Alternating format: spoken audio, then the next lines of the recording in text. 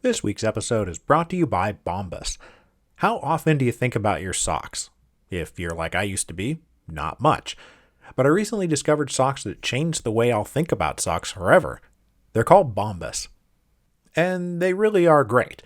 They're made from super soft natural cotton, and every pair comes with arch support, a seamless toe, and a cushioned footbed that's comfy, but not too thick. There's also a ton of colors and patterns and lengths and styles to choose from, and I'm personally particularly pleased with these kid socks that have grippers on the bottom, which are perfect for running around small Paris apartments with hardwood floors. And as a bonus, for every pair of Bombas you buy, they will donate one pair to charity. So buy your Bombas at bombas.com/revolutions today, and you will get 20% off your first purchase. That's BOMBAS.com/revolutions for 20% off. bombas.com/revolutions.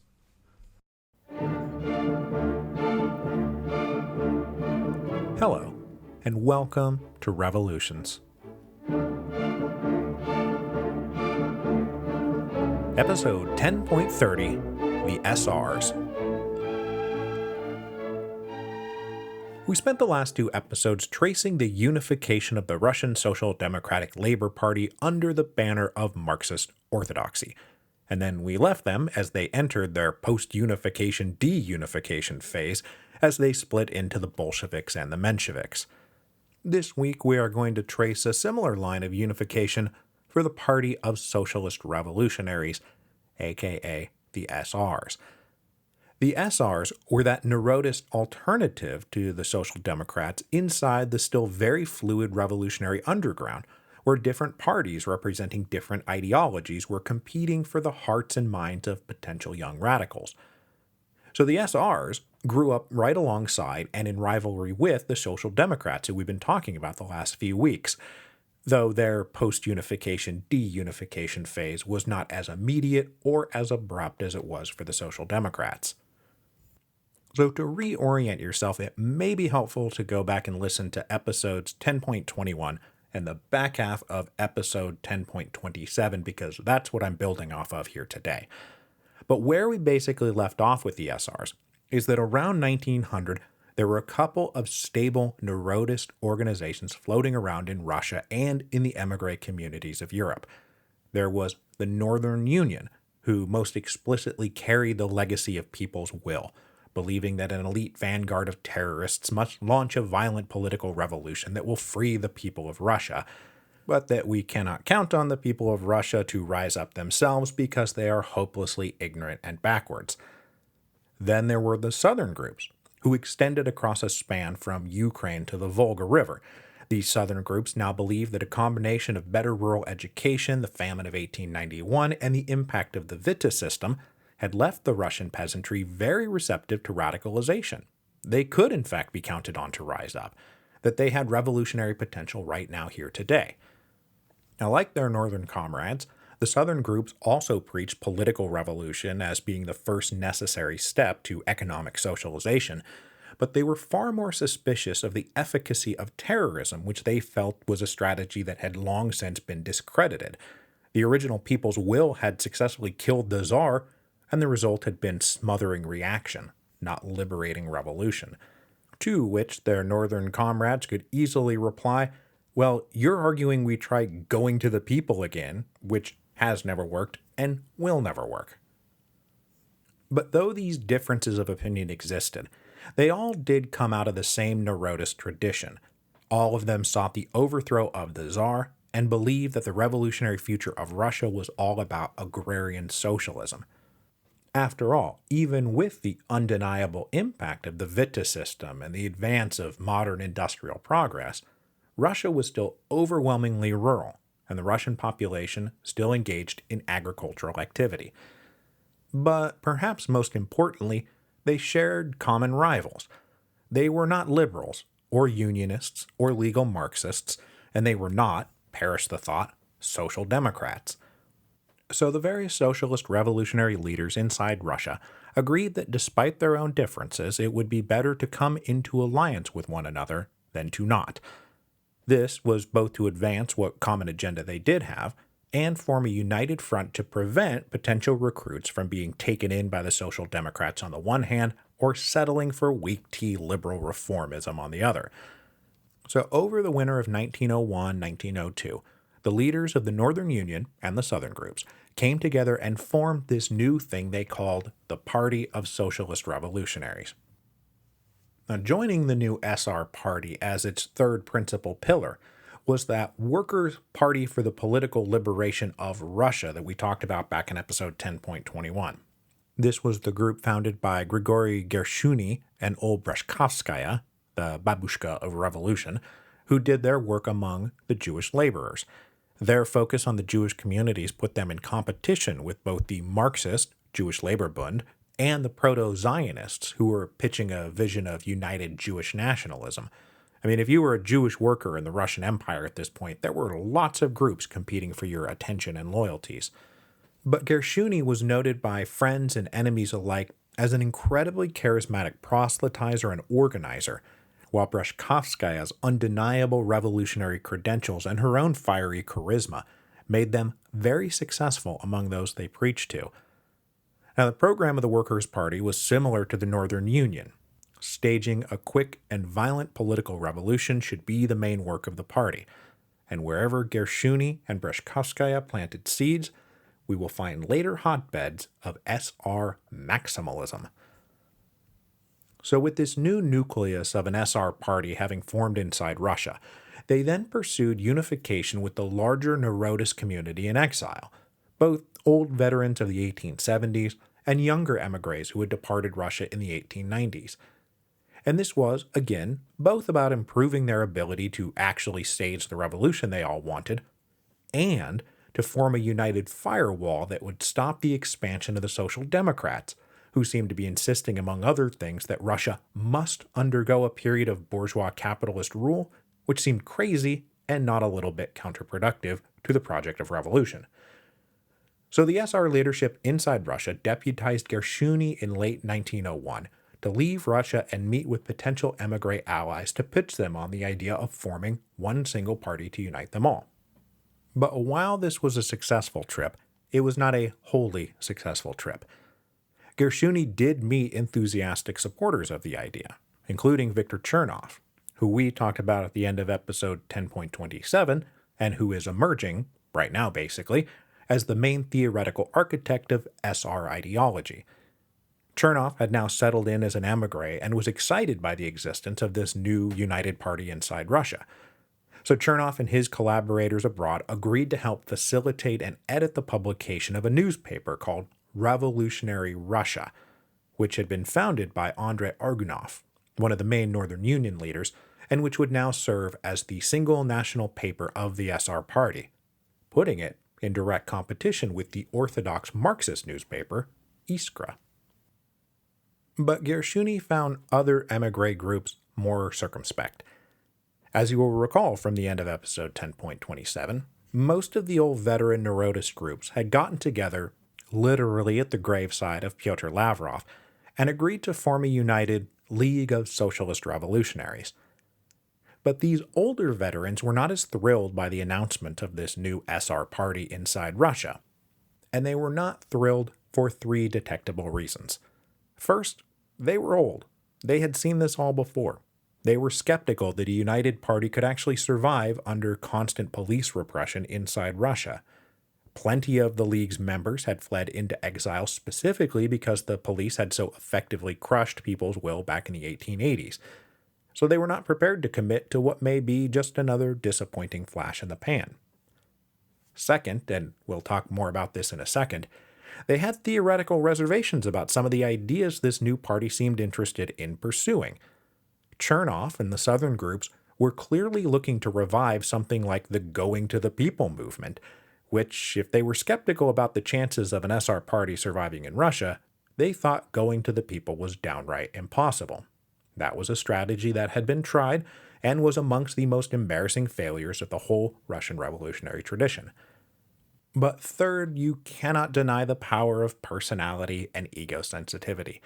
The old guard émigrés believed they had earned the right to not simply join, participate, or affiliate with a new party, but to lead that new party. Merely joining as the emigre wing of something was not what they had dreamed of for themselves.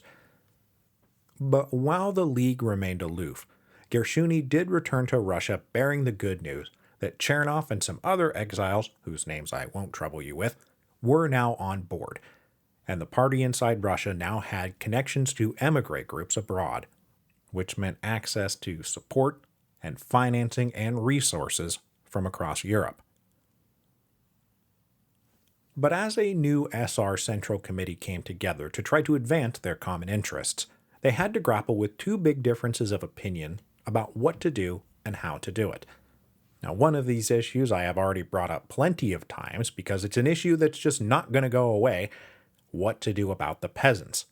Are we doing this for them or with them? And by them, who do we even mean? When we say the people or the peasants, are we talking about one undifferentiated mass? Or are there in fact important class distinctions inside the people that we need to take into account? But the other big issue was a matter of tactics, specifically the question of terrorism. Do we do terrorism or not? And if we do it, who do we target? When do we target them? How do we target them? And why do we target them? Opinion inside the SR leadership ranged from terrorism is a counterproductive distraction to terrorism is our primary purpose. So, they're going to have to work that out. First, we will turn to the peasants, and for that we will turn to Viktor Chernov, who was one of the ones arguing that times had changed and there was a great deal of revolutionary potential inside the Russian peasantry. Now, he was not alone in this opinion, of course. Old Breshkovskaya reported after her return to Russia from 20 years in exile that she found the peasants of the 1890s far more advanced than where she had left them in the 1870s. They were better educated, more literate, and best of all, openly dissatisfied with the realities of life in their post-emancipation villages, especially due to the fact that they still had to pay those hated redemption payments. But the population had also been growing rapidly over the past 30 years, while the amount of available land had stayed pretty much the same.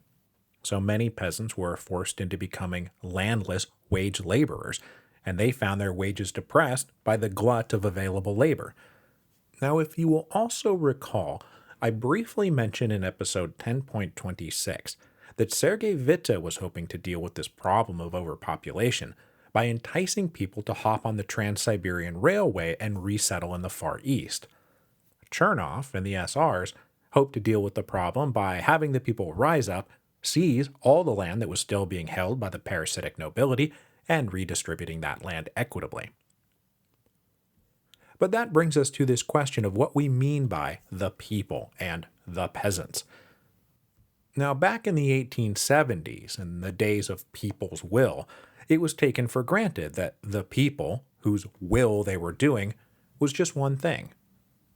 But more sophisticated analysis in the intervening years had revealed that this was not actually the case. And the arrival of Marxism in Russia really helped shed a light on this, though I should note for the record that Pyotr Khrushchev, doyen of elite vanguard party revolution, had already pointed out to everyone that there was a big difference between rich peasants and poor peasants. But the realities of post-emancipation land ownership and the arrival of Marxist theory combined to make the class distinction out in the rural areas more obvious. Now, the prevailing theory of the Russian Social Democrats, that is, Plekhanov and Lenin and Iskra, was that the peasants were of two types, those who owned land and those who did not. The former were classified as bourgeois, and the latter they classified as a rural proletariat. In this telling, both types of peasants would be united in the first democratic revolution aimed at tearing down the last vestiges of medieval privilege. Rich peasants and poor peasants alike had an interest in throwing off the shackles of the old aristocracy. This would then usher in a period of agrarian capitalism that would see the richer bourgeois peasants expand their private holdings and improve the profitability of their growing commercial estates. This would at the same time transform the majority of the rural population into landless wage laborers. These landless wage laborers would then either migrate to the factories and swell the ranks of the urban industrial proletariat, or stay behind and swell the ranks of a new agricultural rural proletariat. Those who stayed behind would then join in the second socialist revolution by attacking the rural bourgeoisie, the rich peasants. They would seize the means of production, which is to say the land and the tools and the farm equipment, and socialize the agricultural sector of the economy. Chernoff, however, disputed this analysis and instead differentiated three types of peasants. There were the landless wage workers, yes, and the rich peasants who owned a lot of land and hired those landless wage workers and exploited their labor for profit, yes. But at the moment, the vast majority of Russians were neither of those things. Most of them were families who worked a small plot of land for themselves. Now sure, thanks to post-emancipation economic reforms, they technically owned the property, which according to the orthodox Marxist interpretation meant they owned the means of production and were thus bourgeois. But Chernoff said the important thing is that they worked these plots for themselves. In Chernoff's view, which was about to become one of the defining points of SR ideology, the key issue was not whether or not you owned the land, but whether or not your income was principally drawn from the exploitation of labor, which was not true in the case of this middle rank of smallhold independent farmers. Now, the Social Democrats said that anybody who owns their own plot of land would be ranked among the reactionary petty bourgeoisie when the revolution came. And Chernoff said, no, they are just as downtrodden and exhausted and exploited as the landless agricultural proletariat. They're living under the tyranny of bankers and the oppressive competition of their wealthy neighbors, and when the revolution comes, they would join the revolution, not the reaction. But both the SRs and Social Democrats agreed that the richer peasants were a big concern. And though the definition of the word at this point is still vague and unrefined, we call these richer peasants the kulaks. Now eventually the word kulak will come to have a specific administrative definition that had bloody consequences when Stalin implemented de-kulakization in the first 5-year plan, but for now we can define them as peasant families who had successfully navigated the economics of the post-emancipation world. They had gathered up a little investment capital, speculated in land, successfully expanded commercial operations. They often worked in conjunction with the experts employed by the Zemstvas to improve agricultural production. The kulaks employed modern farming techniques, brought in veterinarians to care for their animals, they consulted soil and crop experts, all of which made them rich and successful, or at least richer and more successful than their neighbors, who were now employed as hired wage workers on kulak lands. But we shouldn't go too far yet in talking up kulak wealth and prosperity. They had not grown to the same scale as the old noble estates, whose far greater holdings the kulak families eyed with a mix of envy, resentment, and ambition. And this obvious mix of envy, resentment, and ambition led SRs and Social Democrats alike to assume that the kulaks would be on board with any revolution aimed at overthrowing the feudal lords, because that would open up land to be privately acquired and further developed. The concern for Chernoff, though, was that if the kulaks were allowed to take the lead in such a revolution, that they would then turn around and short-circuit the socialist revolution. Thus, when he received reports that these more prosperous kulak families were among the most eager audiences for revolutionary literature, he was as vexed at the implications as he was pleased by the fact that he had an audience. The kulaks could not be allowed to bear the standard of socialist revolution because it would never be in good faith. So who then could they trust to lead the revolution in the rural areas? Now, since the villagers were as hostile as ever to urban intellectuals showing up one day preaching revolution, this is when the SRs really landed on the possibility of recruiting inside that rural intelligentsia, and specifically targeting the village teachers, who ever after became a kind of quasi-mythic ideal SR revolutionary. These teachers were educated, connected to the people, and as members of the intelligentsia, were off to one side from the direct class conflict that would be coming with the revolution.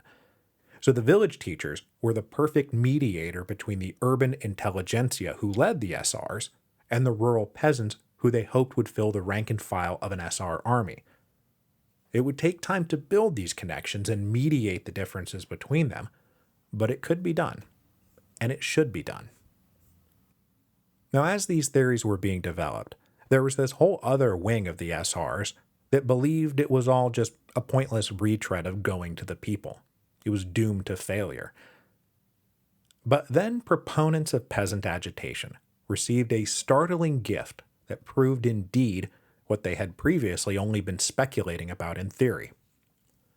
The harvests of 1901 had been very poor, and in the spring of 1902, famine conditions prevailed across Ukraine and southern Russia. Now, it wasn't as bad as the Great Famine from 10 years earlier, but it still led to angry hostility aimed at local lords who were assumed to be hoarding food and grain. So in the spring of 1902, peasant mobs spontaneously started ransacking noble estates. Now, there was almost no physical violence. These weren't lynch mobs, but they did seize all food, supplies, grain, and equipment that they could lay their hands on, and then they would burn the manor house down, reasoning that if the hated local lord had no home to live in, that they wouldn't come back. So all through the spring of 1902, as many as 50,000 peasants total attacked and torched about 100 different estates. Now, this wasn't 50,000 people in one mass army, mind you, but the combined number of participants in lots of separate local uprisings that stretched from Ukraine to the Volga. Now, the 1902 peasant uprisings ended the way most other peasant uprisings end. The regime scrambled the army and the angry peasants were brutally suppressed. And then the harvest of 1902 was much better than the harvest of 1901, which eliminated the immediate problem of hunger. But still, you could not have asked for better proof that the peasants were in fact very pissed off, and it was eminently possible to turn them into a full-blown revolutionary army. The 1902 uprisings had three immediate effects on SR theory, practice, and organization.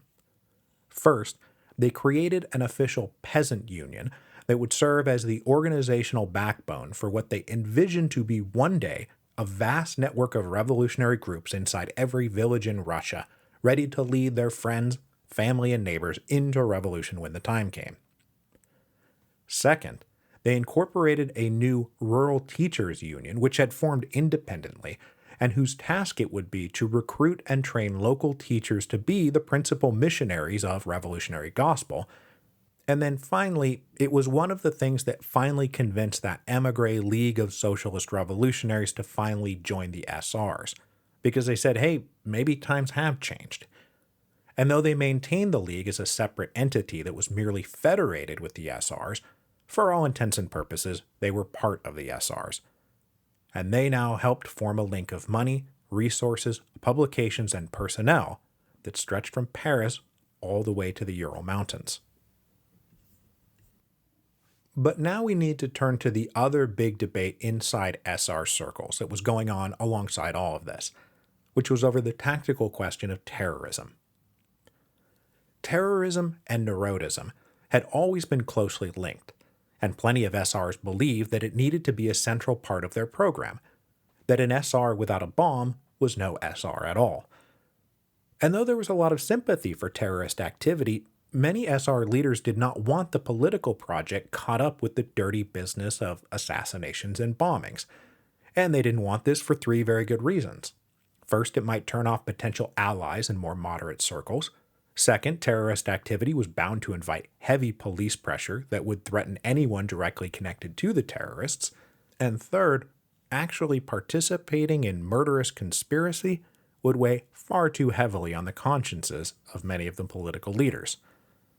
Now, some SRs really didn't want to restart the terrorist campaigns of the past, but a majority of them seemed happy enough to give it their approval if the three concerns I just mentioned were addressed, which they were. They concluded that the best approach would be to create a wholly separate, compartmentalized, and autonomous terrorist group which would stay at arm's length from the political party so as not to create traceable links between the two operations. And thus was born the SR Combat Organization. The principal leaders of the combat organization were Grigory Gershuni, now transitioning from organizing Jewish workers to organizing potential assassins, this other guy named Boris Savinkov, and a third guy who I will more fully introduce here in a second. The combat organization was not interested in ideology or theory or what Russia would look like after the revolution. They were there to wage war on the Tsarist regime, right now, directly, today. Their goal was to keep up a relentless campaign of political assassination that would help destabilize that regime, and if nothing else, keep everyone inside the government in a constant state of stress and panic. Now, unlike the Old People's Will, the combat organization did not believe that just knocking off a few government ministers would necessarily trigger a revolution all on its own. Instead, they saw themselves acting as the people's executioners, delivering karmic justice for the evil those ministers had done. And this was not unlike Pancho Villa's avenging angel routine that we talked all about during the Mexican Revolution. So in small conspiratorial cells, they planned and carried out assassinations, some of which were successful, many of which were not. And as this campaign of terror unfolded between 1902 and 1905, the combat organization became ever more autonomous.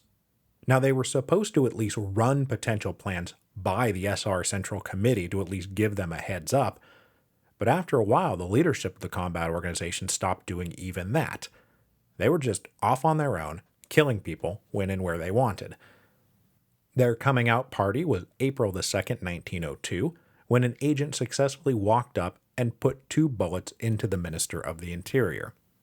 There was then a subsequent plot to execute attendees of the minister's funeral, the most important of which being old Pobedonostsev, one of the architects of orthodoxy, autocracy, and nationality. But it turned out the combat organization was not composed entirely of hardened killers, because the assassin lost his nerve and couldn't fire the shot. And indeed, a deeper look at how the combat organization actually functioned reveals some charismatic leaders convincing some impressionable and potentially unstable youths to carry out assassinations on behalf of a revolution they didn't quite fully understand. And indeed, one of the jobs of those charismatic leaders was to ensure that potential assassins didn't get cold feet at the last minute. So that brings us to one of the most infamous members of the combat organization, that third guy, who I am now more fully introducing right now this second, Yevna Azef. But Azef is not just infamous because he played a leading role in planning and carrying out so many political murders over the next 5 years, and if you already know who Azef is, please don't spoil it for the other listeners. So Azef was now in his mid-40s. He was born the poor son of a Jewish family in Belarus, and while he was working as a salesman and aspiring journalist in the early 1890s, he got caught up with the radical underground. At one point, the police were on to him, and to avoid arrest, he embezzled some money from his employer and fled to Germany in 1892. Once he got there, he linked up with some other socialist exiles and appeared to continue his revolutionary activity, but he struggled to make a living. And then he hit upon a brilliant idea, a way to ensure himself a steady stream of cash, and here now is what makes Azef not just famous, but infamous. He contacted the Okhrana and offered to become an informant. All he asked for in return was money. And thus began his career not so much as a double agent, but as a straight-up police spy working deep inside the revolutionary underground. Azef then returned to Russia partially bankrolled by Okhrana, and linked up with Andrei Argonov and helped organize the Northern Union. Far from being suspected as a spy, Azef was considered one of the most dependable members of the party, and Argonov, for example, did not know that one of the reasons Azef had been able to successfully set up a printing operation was because the police let him do it. Then, when Azef went abroad again in 1901 and Argonov and many of his close associates were arrested, right after Azef crossed the border, it never occurred to them that it was Azef who had sold them out. Now, so far, this is all pretty standard police spy stuff. But where it gets interesting is that one of the reasons Azef was never suspected of being a spy was because of his vocal advocacy of direct terrorist action. And when the combat organization was formed, Azef joined as Gershuni's principal deputy, and he conceived, proposed, and organized some of the most spectacular assassination plots of the whole terrorist campaign.